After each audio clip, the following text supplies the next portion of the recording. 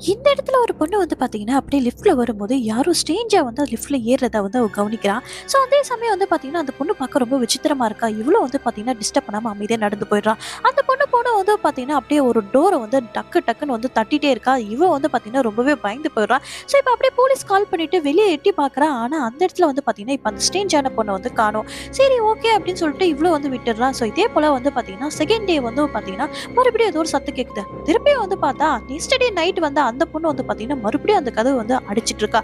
இத பார்த்ததுக்கு அப்புறமா தான் அவளுக்கே வந்து தெரியுது, ஆக்சுவலி அவ பொண்ணே இல்ல, அவ பேய் அப்படின்னு. சரி என்ன பண்றது தெரியாம அவளும் வந்து பார்த்தீங்கன்னா, இந்த டைம் முழிச்சுட்டே இருக்கா. ஸோ அதுக்கப்புறம் வந்து பார்த்தீங்கன்னா, மறுபடியும் எட்டி பார்க்குறா. ஆனா அந்த இடத்துல பார்த்தீங்கன்னா, அவ இல்ல. சரி ஓகே இதுக்கப்புறம் கதவே திறக்கக்கூடாதா சாமி அப்படின்னு சொல்லிட்டு கதவு மூடிட்டு உள்ள போயிட்டு பார்த்தீங்கன்னா, அமைதியா உட்கார்றா. இந்த டைம் வந்து பார்த்தீங்கன்னா, அவளோட விண்டோ மேல யாரோ ஏற மாரி ஒரு சத்தம் கேட்குது. அவளும் பயந்துட்டே பார்த்தீங்கன்னா, அப்படியே போய் விண்டோ ஓப்பன் பண்றா. ஆனா அந்த இடத்துல பார்த்தீங்கன்னா, யாருமே இல்ல.